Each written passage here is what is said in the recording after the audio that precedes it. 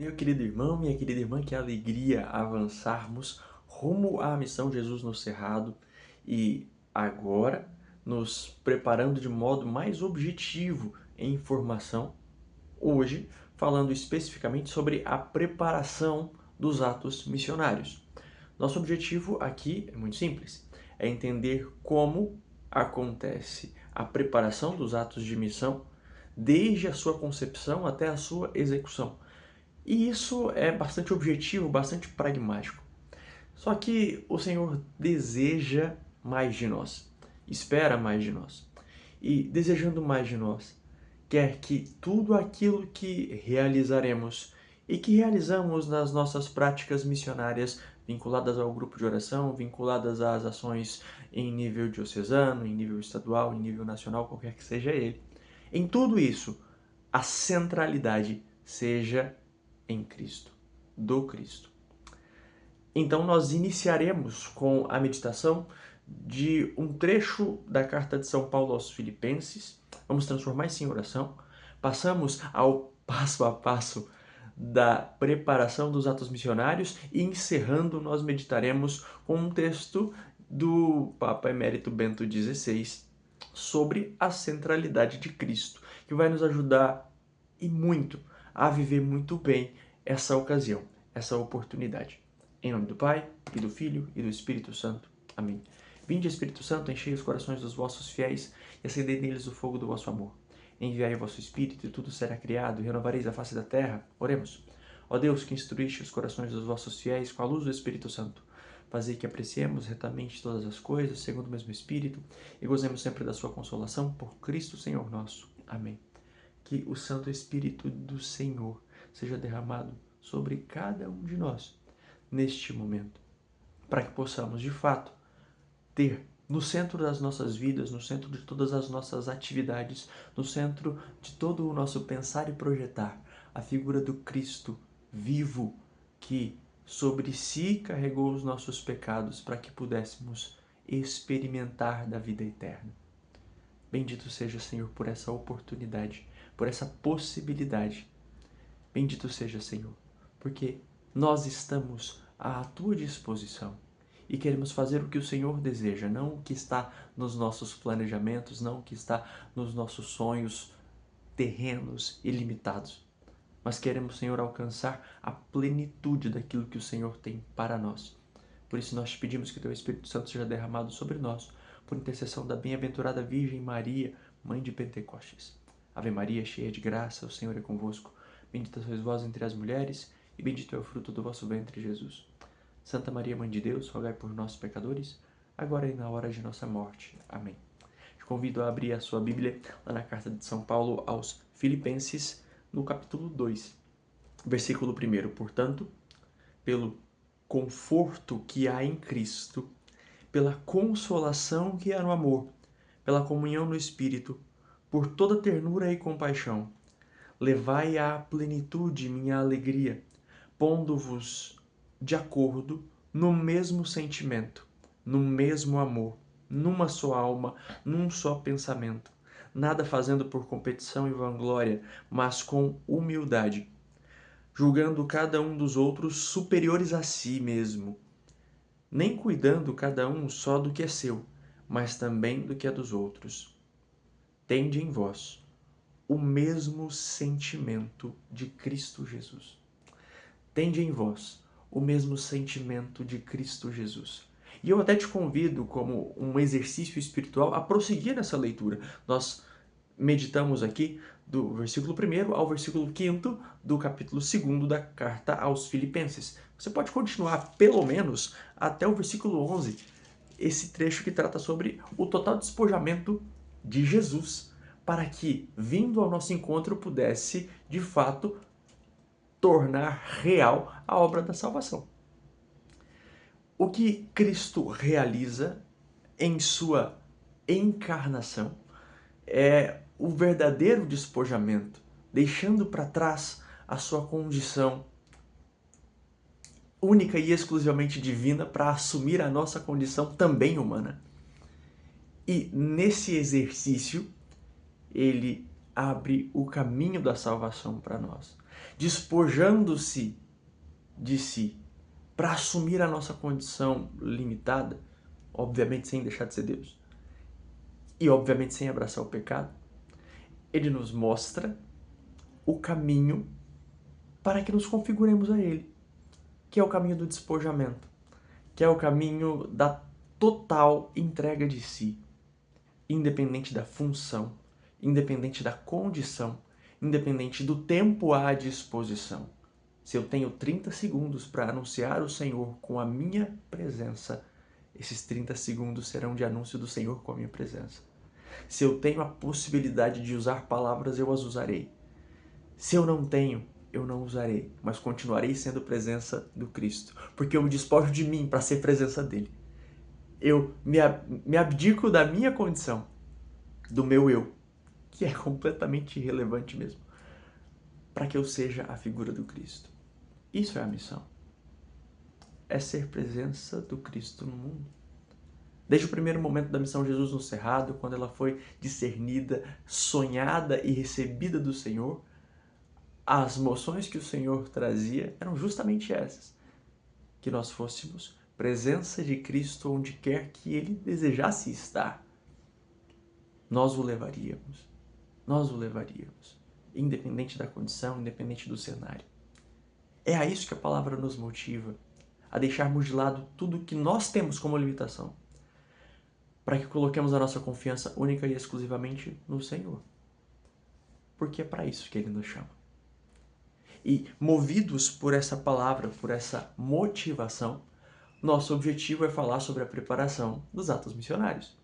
E eu sei que você que me acompanha neste momento já recebeu uma série de informações a respeito do que é a missão, a respeito desse caminho de avanço da condição de discípulo à condição de apóstolo, lembrando que o apostolado, esse sair, é uma consequência do discipulado, estar aos pés do Mestre.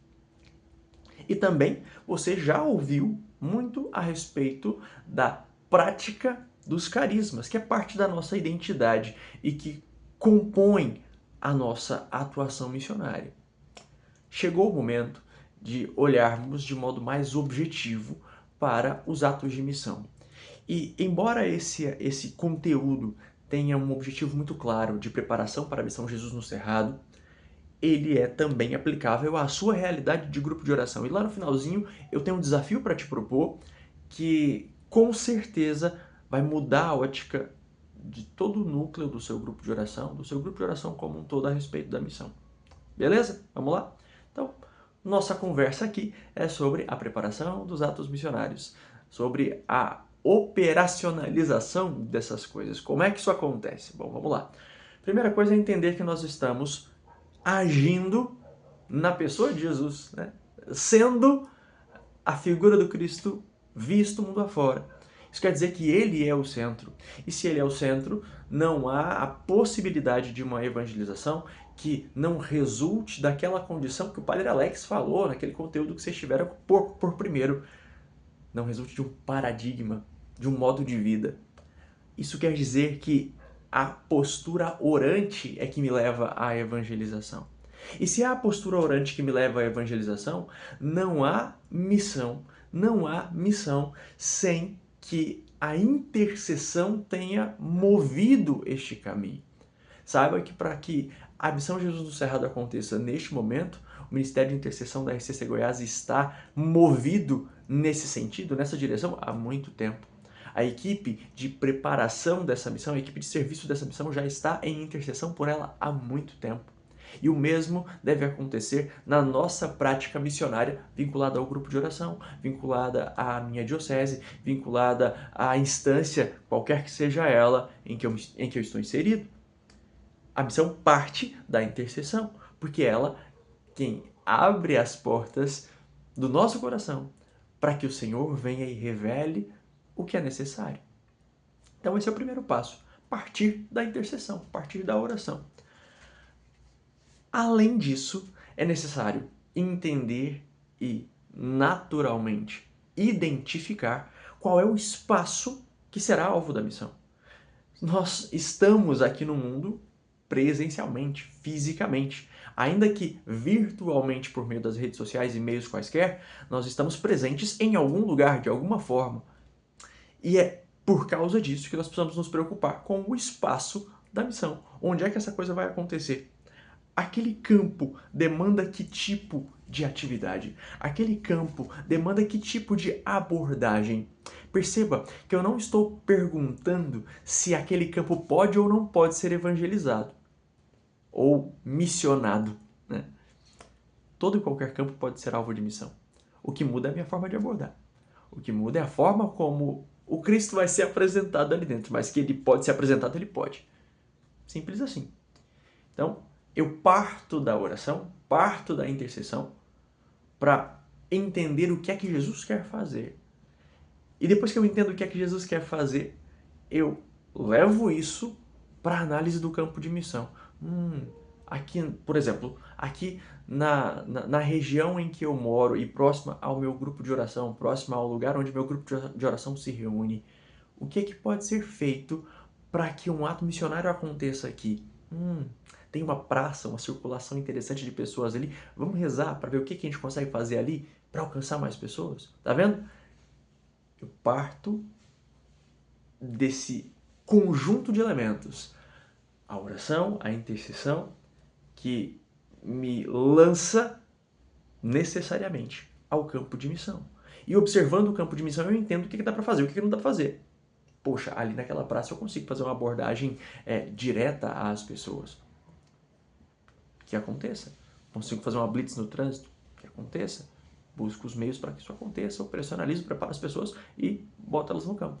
Aqui, de modo super objetivo, a gente já tem o itinerário de missão, mas na prática a gente pode aplicar isso em qualquer outro lugar, em qualquer outra situação. Então, parto da intercessão, observo o campo de missão, compreendo a dinâmica desse campo de missão e, naturalmente, entendo qual é a metodologia que tem que ser utilizada para que aquele campo de missão seja evangelizado, para que aquele campo de missão seja alcançado pela missão. Pode ser por meio de uma abordagem direta, pode ser por meio de um pequeno evento. Quantas e quantas vezes os grupos de oração pelos quais eu passei, e inclusive o grupo de oração no qual eu me encontro hoje, se colocou nessa condição de realizar atos públicos para que as pessoas vissem, para que as pessoas fossem alcançadas, para que as pessoas viessem a participar do grupo de oração. E quão frutuosos não foram esses momentos. Quantas ocasiões não foram construídas dessa forma e quantos frutos não geraram. Então, parto da intercessão, analiso e compreendo o campo de missão e, naturalmente, a programação vai começar a surgir.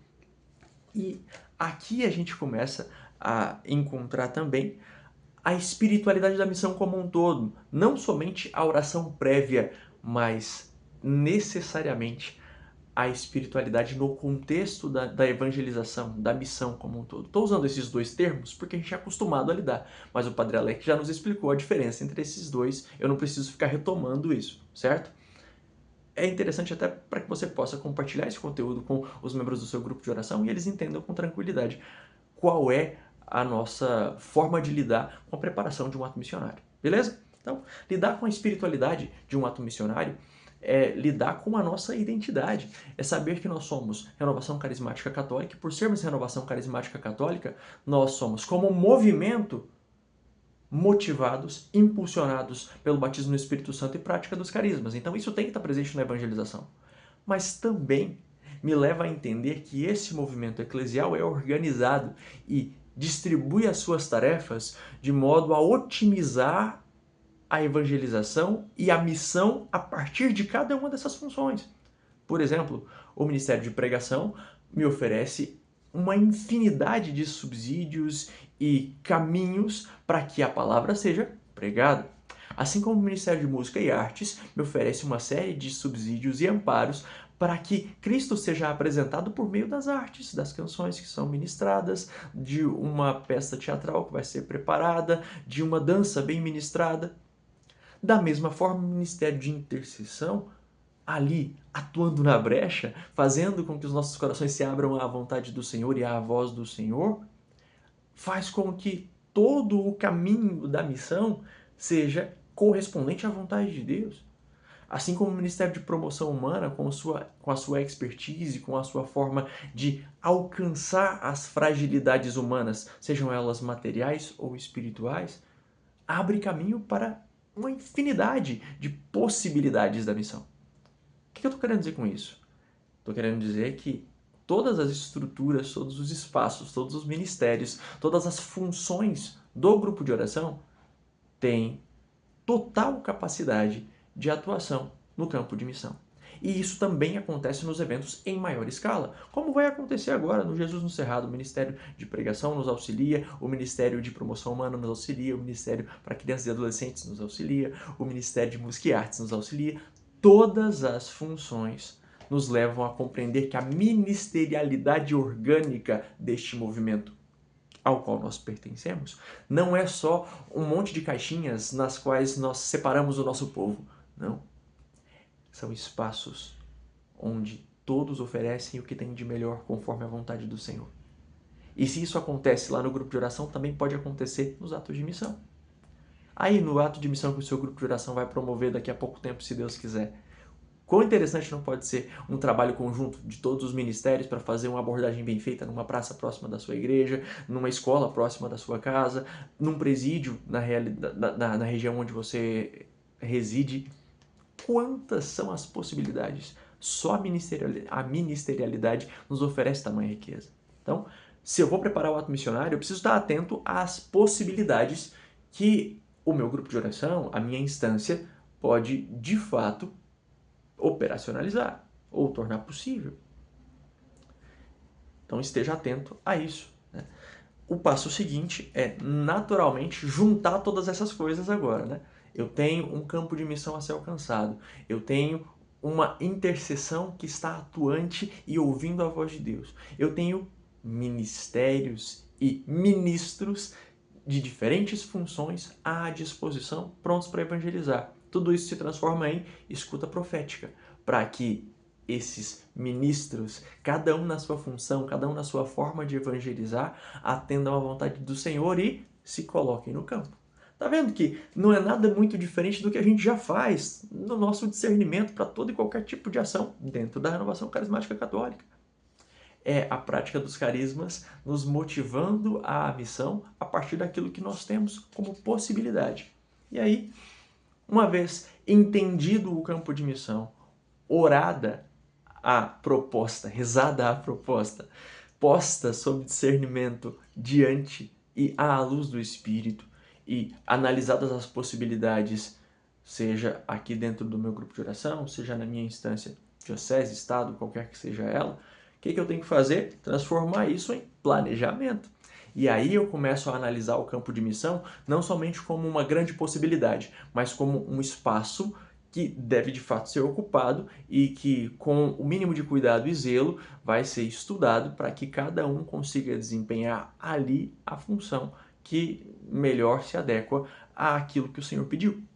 Então, o primeiro passo é o planejamento, é colocar o campo de missão diante de todos nós, entender as possibilidades e direcionar as atividades de acordo com o tempo adequado para cada um. E isso vai culminar necessariamente num projeto. Isso quer dizer que eu tenho que escrever quase que um TCC sobre um projeto missionário? Não! Isso quer dizer que eu preciso agir de modo organizado e entender que aquele campo de missão precisa ser evangelizado daquela maneira. Então, eu vou descrever as atividades que vão acontecer no início, no meio e no final. Quem é que faz cada coisa e qual é o objetivo de cada atividade que vai ser realizada ali. Isso é um projeto. Se você quiser um modelo perfeito de projeto missionário, aqui como anexo dessa cartilha RCC em missão, orientações para projetos missionários, nós temos um modelo de projeto de missão. Bem aqui no finalzinho, deixa eu abrir aqui e te mostrar. Aqui é o anexo 2, o modelo de projeto de missão.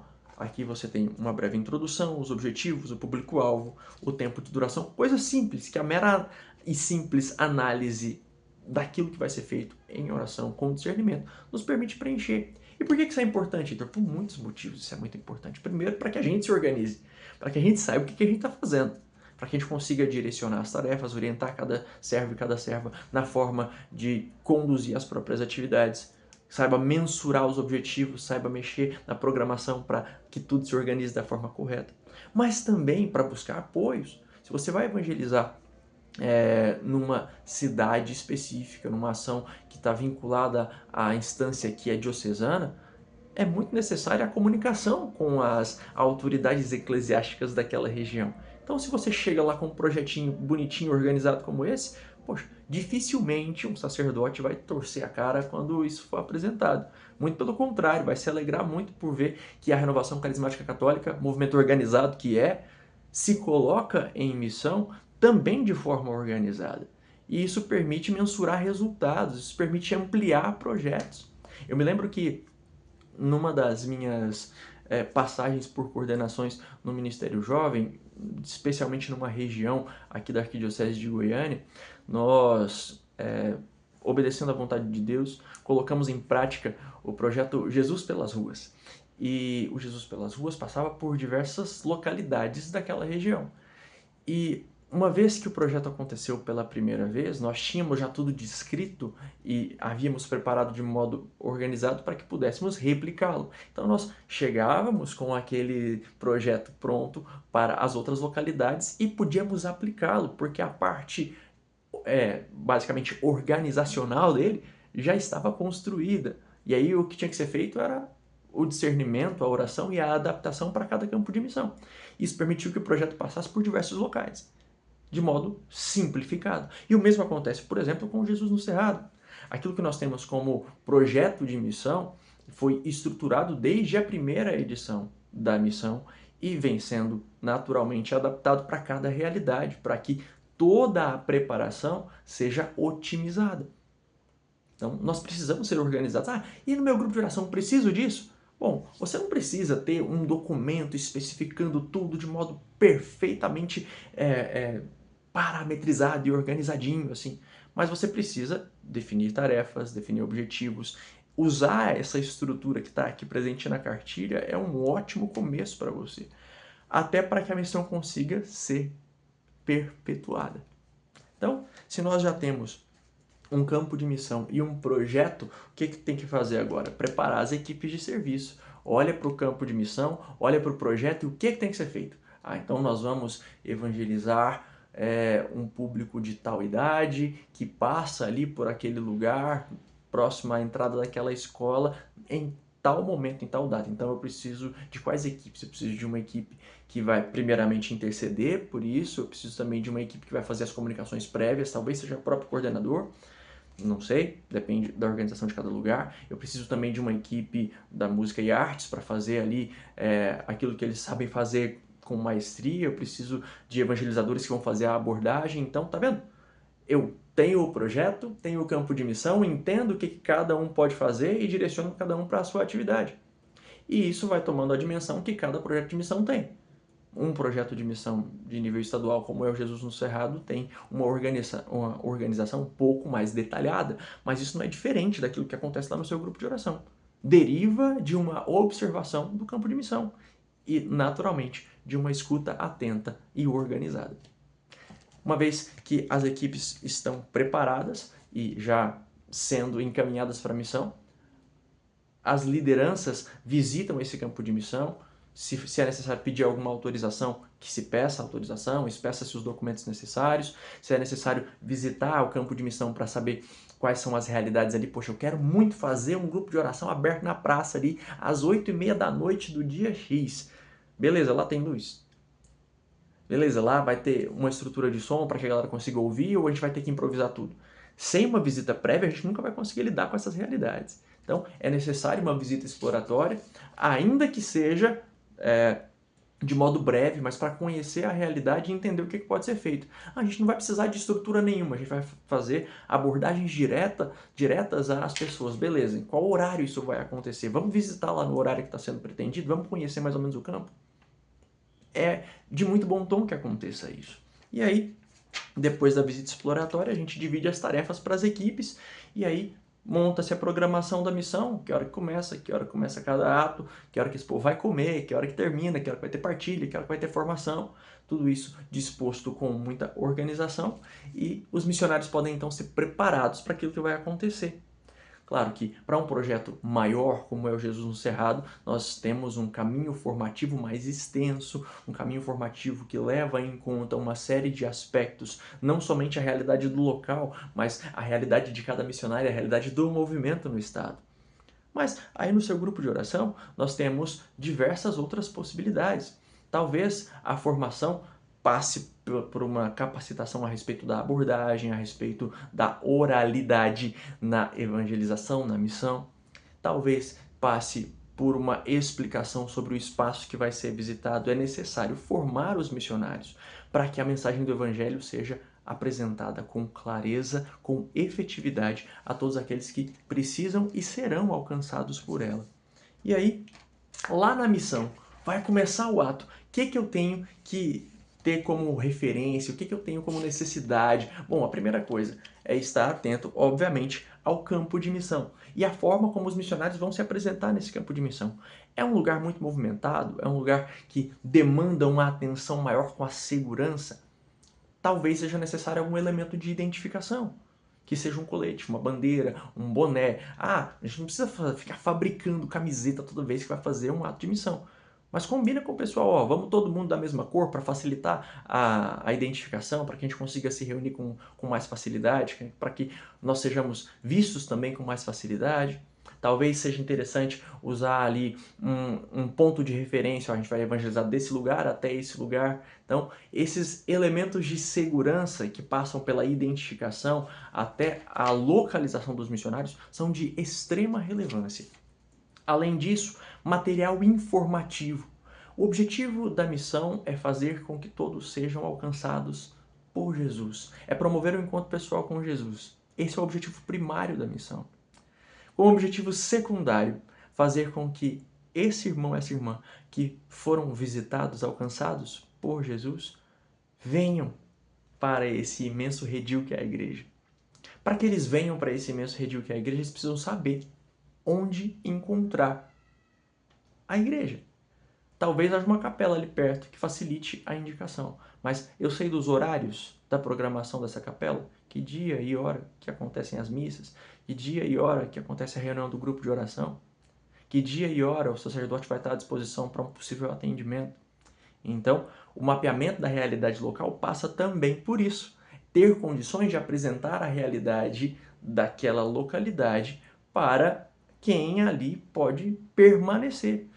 Nós, por exemplo, visitaremos cidades nessa edição do Jesus no Cerrado, onde nós teremos grupos de oração já existentes que podem e devem ser apresentados para esses irmãos que serão evangelizados, para que eles sigam sendo acompanhados.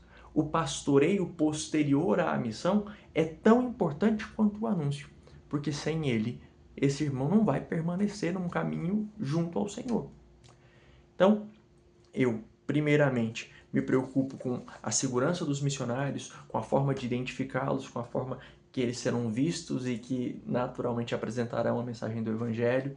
Eu também me preocupo em informar os irmãos que serão evangelizados, que serão alcançados pelo Evangelho, pelo amor do Senhor, a respeito da programação que a igreja move ali naquela localidade.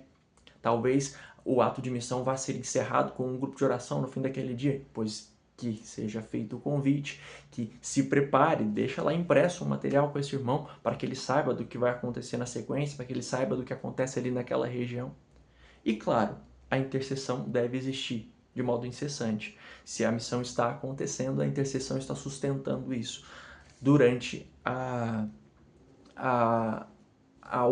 realização do ato missionário. E aí, talvez você pergunte assim, nossa, mas nós falamos tanto de docilidade à vontade do Senhor, docilidade ao Espírito Santo. Então quer dizer que o projeto de missão me engessa dessa forma? Bom, é claro que não. O projeto de missão é a forma com a qual, ou por meio da qual nós nos organizamos e conseguimos tornar real um projeto que antes só estava no nosso coração e no coração de Deus.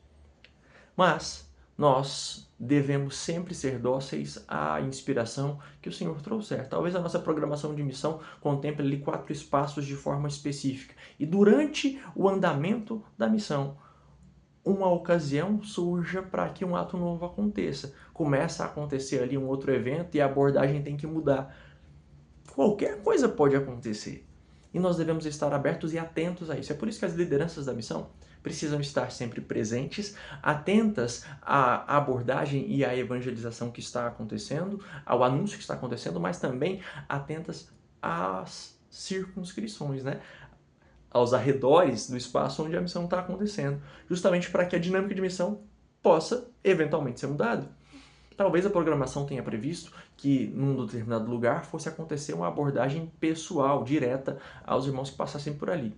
Aí a galera chega lá e não encontra ninguém. E aí, o pessoal vai ficar à toa? Não, né? Que se mude a abordagem, caminhe o pessoal para uma abordagem porta a porta. Talvez tenha acontecido um agendamento numa instituição que fosse permitir uma visita, e aí, por causa da dinâmica interna dessa instituição, a visita não possa mais acontecer. E aí os missionários vão ficar lá ociosos, esperando, sentado na porta, até que alguém consiga liberar o acesso? Não, né? Que esses missionários façam outra coisa, alcancem outros campos. Tudo isso é providência para que outros irmãos sejam evangelizados, alcançados pelo Senhor de outra forma. Então, não faltam opções. O campo de missão é infinito. O que falta é atenção à realidade. Nós não podemos estar desligados da realidade. E, de modo especial, nós precisamos estar atentos ao pastoreio. Eu disse há alguns minutos que missão sem pastoreio não vai chegar a muitos lugares. O pastoreio pós-missão é tão relevante quanto o próprio anúncio. E esse pastoreio não está voltado exclusivamente àqueles que estão sendo alcançados pela missão, mas também os próprios missionários. Todos nós, irmãos, devemos estar atentos às realidades e tudo aquilo que acontece aos outros irmãos na missão. As lideranças precisam estar atentas àquilo que os evangelizadores estão encontrando no campo de missão, aquilo que os missionários estão encontrando no campo de missão. E esse pastoreio é constante, seja para que aquele irmão possa apresentar uma realidade difícil, específica que ele tenha encontrado no campo de missão e que demande orientação, que demande algum cuidado, seja para alguma partilha, para uma oração, seja para que extravase a alegria da missão. Tudo isso é possível e necessário. Além disso, o pastoreio posterior permite, como eu já disse lá atrás, que os irmãos que foram alcançados pela missão permaneçam. Então, o pastoreio não se limita a quem foi alcançado, mas também às ovelhas que estão ali fazendo o papel de missionários, que são o tempo todo. Nós somos o tempo todo ovelhas e pastores, evangelizadores e evangelizados. Nós estamos o tempo todo com os nossos corações sendo cuidados pelo Senhor, ao mesmo tempo em que Ele nos pede para cuidar das outras ovelhas. Então, se nós esperamos ser bem pastoreados pelas nossas lideranças, nós precisamos também pastorear os irmãos que estão à nossa volta. É essa a lógica do pastoreio na missão, que é a mesma lógica do pastoreio na vida da igreja. Por fim, nós devemos sempre e necessariamente avaliar cada ato missionário para que se saiba se os resultados alcançados foram os pretendidos. E perceba, eu não estou falando aqui de ter uma planilha do Excel cheia de coisa, evangelizamos 48 casas com 57 pessoas e 18 delas disseram que vão ao grupo de oração, outras 5 disseram que não queriam receber a visita. Não estou falando disso. Estou falando da avaliação da nossa postura. A evangelização aconteceu de forma efetiva? Houve missionários com dificuldades maiores ou menores no campo de missão? Que dificuldades são essas? Como é que elas podem ser sanadas? Houve alguma resistência no campo de missão? Que tipo de resistência aconteceu e nós podemos lidar com essa resistência ou é algo que nós não temos condições de fazer com as nossas forças atuais? É esse tipo de avaliação que deve ser realizada diante de cada ato missionário. Eu não estou falando ao final de cada missão, estou falando ao final de cada atividade. A equipe voltou de um determinado lugar, olha, vamos partilhar aqui rapidinho como é que foi essa experiência, como é que foi essa vivência, o que aconteceu. E isso tem que ser pontuado, justamente para que, ajustando os pontos, os frutos possam ser sempre maiores.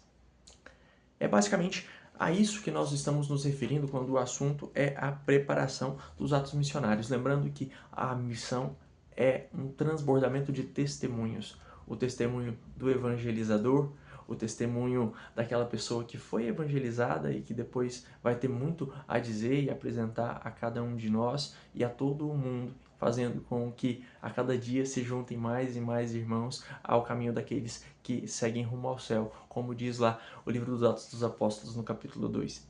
É essa a nossa proposta, é esse o nosso objetivo, é essa a nossa série de atividades que serão postas em prática no Jesus no Cerrado, mas que especialmente precisam ser postas em prática no seu grupo de oração. A centralidade das nossas ações deve ser o Cristo e evangelizar, anunciar o Cristo. E aí, lembrando daquela definição que o Padre Alex nos trouxe, né? Independente de ser um anúncio a quem já conhece, é uma demonstração de que a nossa vida segue de acordo com essa orientação, a centralidade do Cristo. Quando São Paulo nos fala sobre essa centralidade, ele não fala só como um elemento didático para que as pessoas se preocupem em imitá-lo, como ele mesmo disse, por uma vaidade, mas que o imitem porque ele imita a Cristo. A centralidade é do próprio Cristo. E na missão não há nenhum planejamento que tenha sentido se não for centrado na pessoa de Jesus Cristo.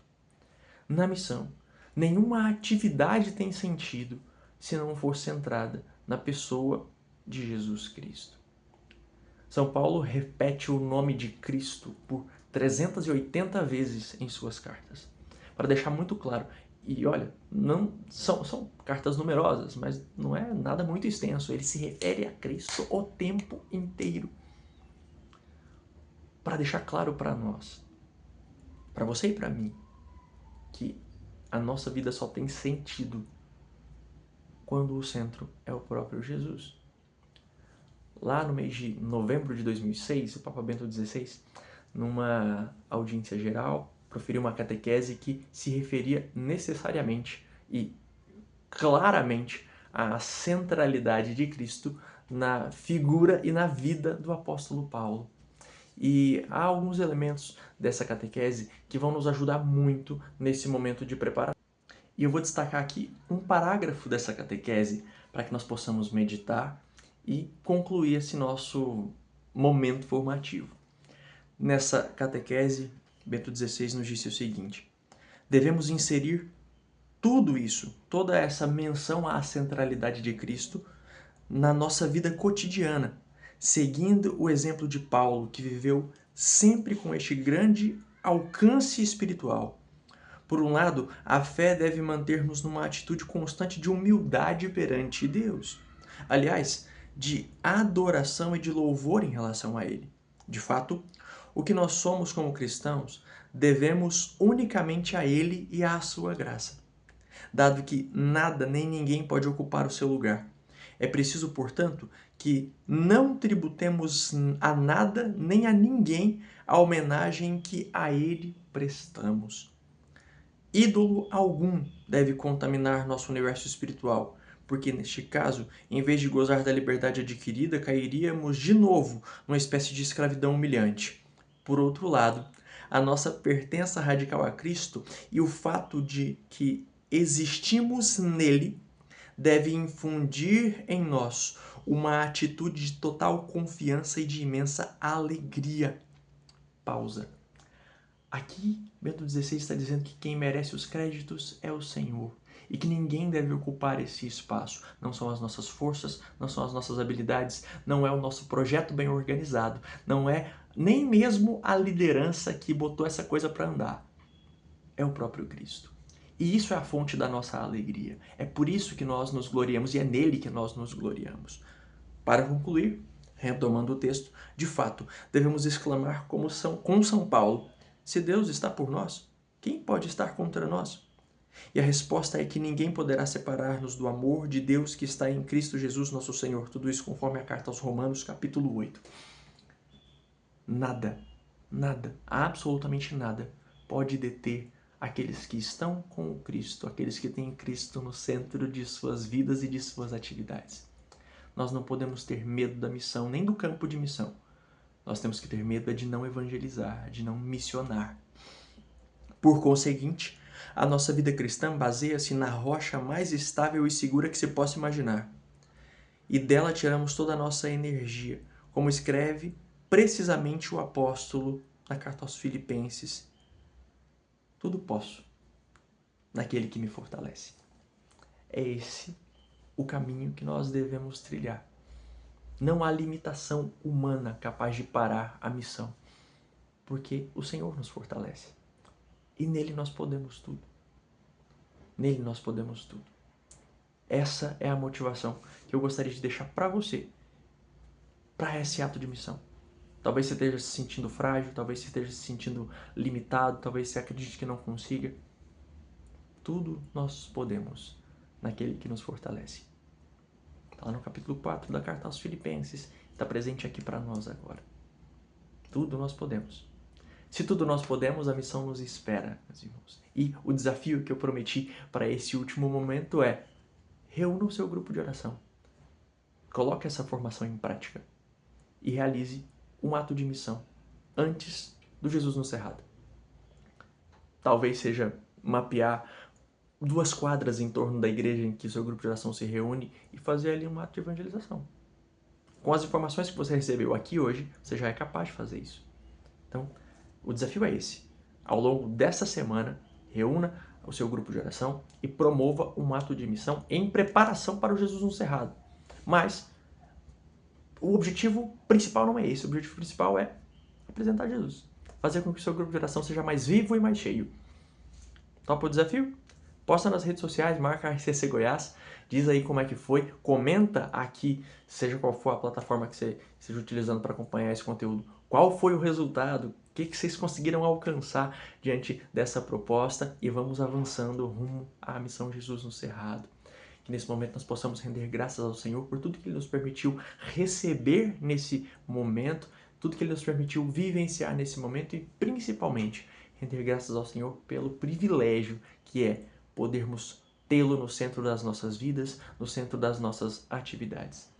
Tudo isso, Senhor, nós realizamos por intercessão e intermédio da Virgem Maria, Mãe de Pentecostes, Mãe de Misericórdia. Ave Maria, cheia de graça, o Senhor é convosco, bendita sois vós entre as mulheres, e bendito é o fruto do vosso ventre, Jesus. Santa Maria, Mãe de Deus, rogai por nós, pecadores, agora e na hora de nossa morte. Amém. Glória ao Pai, e ao Filho, e ao Espírito Santo, como era no princípio, agora e sempre. Amém. Em nome do Pai, e do Filho, e do Espírito Santo. Amém. Até a próxima.